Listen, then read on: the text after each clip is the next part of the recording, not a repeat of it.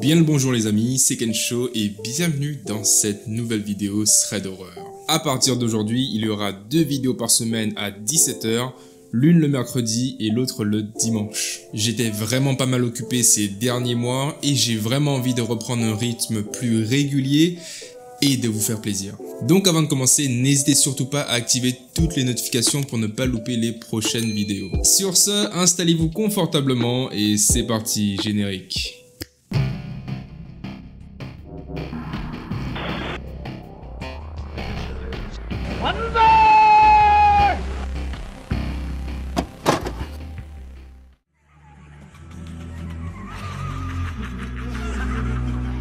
On commence tout de suite avec l'histoire de Martin et de sa colocataire Cindy. Un soir, nos 2 protagonistes se rendent en boîte et comme à son habitude, Cindy y va le ventre vide. Et comme vous le devinez, après quelques verres d'alcool bien forts, elle finit par avoir envie de vomir. Les 2 amis décident alors de sortir de la soirée et Martin essaye tant bien que mal à faire asseoir son amie Cindy sur le trottoir, histoire qu'elle puisse décuver petit à petit. Voyant que son amie n'était clairement plus en état de continuer la soirée, Martin décide d'appeler un de leurs amis en commun pour qu'ils viennent les chercher afin de les ramener dans leur appartement. Et alors qu'elles sont en train d'attendre sur le trottoir avec Cindy à moitié inconsciente sur le sol, un homme à vélo s'approche d'eux et dit alors à Martin « Elle a l'air mal en point ton amie. Je vais aller chercher ma voiture pour la ramener chez elle. » Martin, elle, n'est pas dupe. Elle refuse catégoriquement de laisser son amie seule avec un parfait inconnu. Et puis surtout, leur ami était déjà en chemin pour venir les chercher,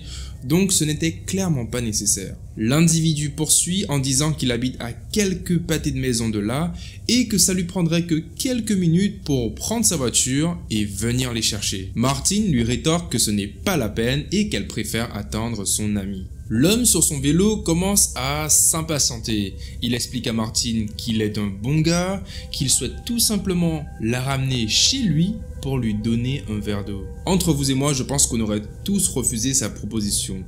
Mais Cindy, étant un peu éméchée, essaye tant bien que mal d'engager la conversation avec ce parfait inconnu. Et elle était même à la limite d'accepter sa proposition. Martin, elle, essaye de raisonner son ami en lui disant de s'éloigner de cet individu car il dégageait quelque chose de bizarre. Certes, il semblait vouloir aider de bon cœur, mais une petite voix dans la tête de Martin lui dit de ne pas accepter sa proposition et de rester sagement là à attendre leur ami. L'homme à vélo ne va pas lâcher l'affaire. Il va rester plusieurs minutes avec Martin et Cindy à essayer de les raisonner, de les convaincre de venir avec lui chez lui, et ce, tout en les regardant d'une façon très insistante. L'homme commence à devenir de plus en plus agressif avec les 2 filles. Mais heureusement, leur ami finit par arriver en voiture sur les lieux indiqués par Martin, ce qui a pour effet de faire fuir l'homme à vélo. Cette rencontre leur ont tout de même donné une petite frayeur qu'elles n'oublieront pas de sitôt.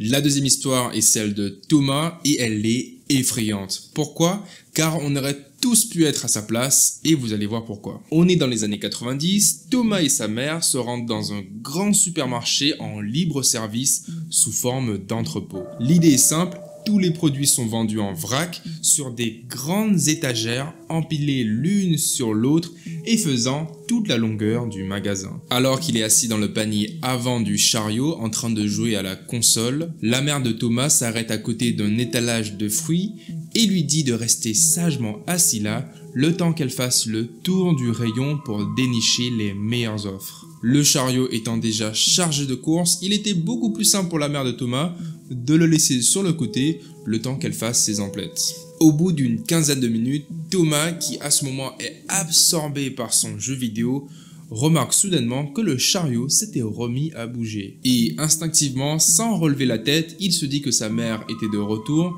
ce qui était tout à fait normal. Eh bien non. En jetant un rapide coup d'œil devant lui, Thomas remarque que les ongles de sa mère étaient rouges, ce qui est bizarre puisque sa mère ne mettait jamais de vernis à ongles. En levant la tête, Thomas voit une dame un peu plus âgée que sa mère et qui possédait elle aussi des cheveux noirs et bouclés. Mais ce qui va faire tilter Thomas, c'est l'apparence physique de cette dame qui ne ressemblait en aucun point à celle de sa mère. Cette femme qui se tenait devant lui avait les dents jaunes, était extrêmement maigre et surtout, elle dégageait une odeur désagréable. Thomas comprend alors très rapidement que la femme qui se tenait juste devant lui n'était pas sa mère. Ce dernier va alors lui faire la remarque et lui demander qui elle est. Et là, sans crier garde, la femme se met alors à pousser le chariot à toute vitesse et va alors dire à Thomas une phrase qui restera à jamais gravée dans sa mémoire. « Mais mon chéri, c'est moi ta mère. » Pris de panique, Thomas essaie alors de crier, mais la femme l'en lui empêche en couvrant sa bouche de toutes ses forces. Il réussira tout de même à faire des petits gémissements, ce qui va alors attirer l'attention de sa mère à quelques mètres de là. Cette dernière va alors courir de toutes ses forces vers Thomas et pousser violemment la femme au sol. Et alors qu'elle s'apprête à lui faire ses comptes, la femme se relève aussi vite qu'elle est tombée et court en direction de la sortie. La mère de Thomas la laissera partir, préférant tout de même se soucier de la santé de Thomas, et elle a bien raison. Par la suite, sa mère va alors signaler la tentative de kidnapping à la sécurité du magasin, mais ils ne vont rien trouver. Malgré le visionnage des images de caméras de sécurité, la femme ne fut jamais rattrapée. Mais heureusement, tout s'est bien terminé pour Thomas, qui au final s'en est sorti indemne dans cette histoire.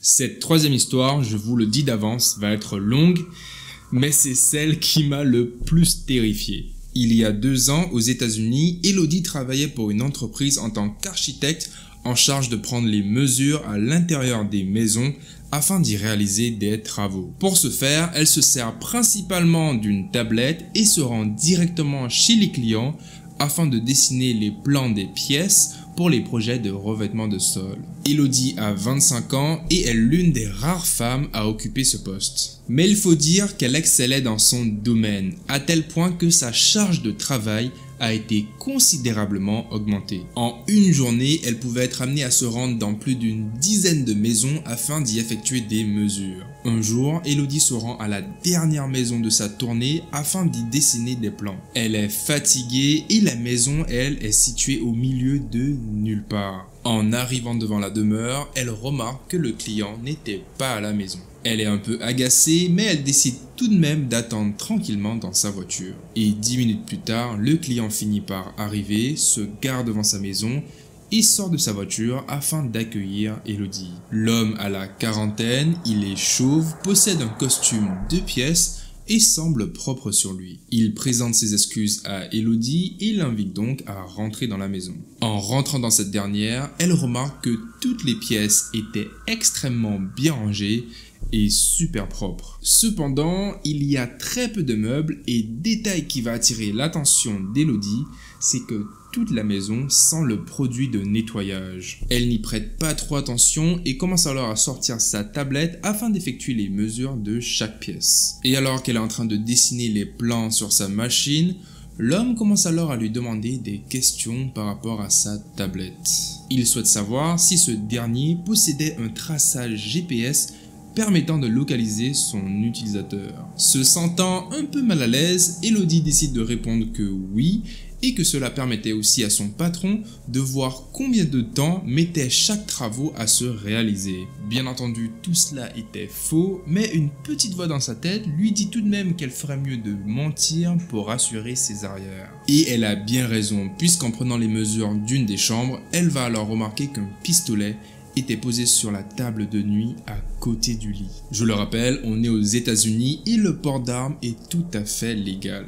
Sauf que là, le fait d'en voir un, posé là à la vue de tous, n'inspirait pas du tout confiance à Elodie, qui fait alors mine de ne rien avoir vu. Après avoir fini les 2 chambres pour une rénovation de la moquette, Elodie s'empresse d'aller voir son client qui était à la cuisine à ce moment-là, pour lui faire son devis. Mais ce dernier l'interrompt et lui dit qu'il souhaite aussi faire changer la moquette de son sous-sol et qu'il avait oublié de le préciser dans la commande.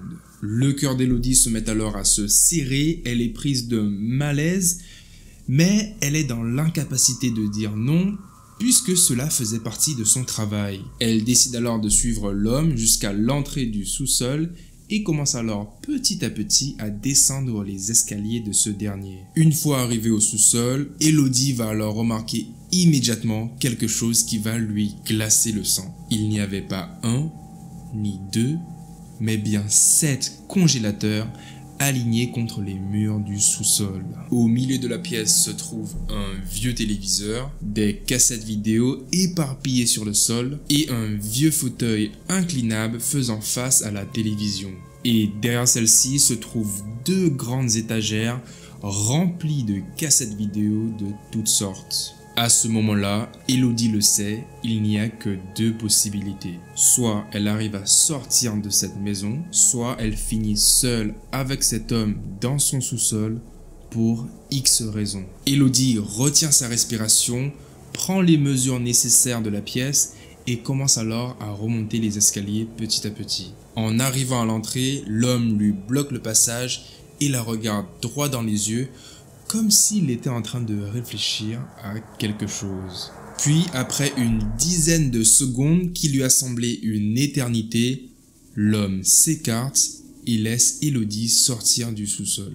Cette dernière se dirige alors précipitamment en dehors de la maison et court en direction de sa voiture. À la seconde où elle rentre dans sa voiture, Elodie fond en larmes. Elle essaie d'appeler son patron, mais en vain. Elle est dans une zone sans réseau. Mais heureusement, elle finira par se calmer et reprendra la route en direction de sa maison. Elle ne sait pas pourquoi, mais elle a le sentiment que si elle n'avait pas menti par rapport à la localisation GPS de sa tablette, quelque chose de terrible aurait pu lui arriver. Elodie a par la suite souffert de stress post-traumatique, mais elle continue néanmoins de travailler dans la même entreprise, car au final, elle aime ce qu'elle fait. Mais cet événement continue à la hanter jusqu'à aujourd'hui, l'empêchant même parfois de dormir pendant plusieurs jours.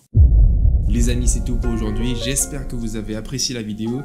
Si c'est le cas, n'hésitez surtout pas à laisser un petit commentaire sous celle-ci. Je me ferai un plaisir de vous répondre. À vous abonner si ce n'est toujours pas le cas avec le ramen qui est juste là. Merci encore infiniment à vous tous pour votre super soutien. Et sur ce, je vous dis à dimanche pour une prochaine vidéo. C'était Kensho. Portez-vous bien. Ciao.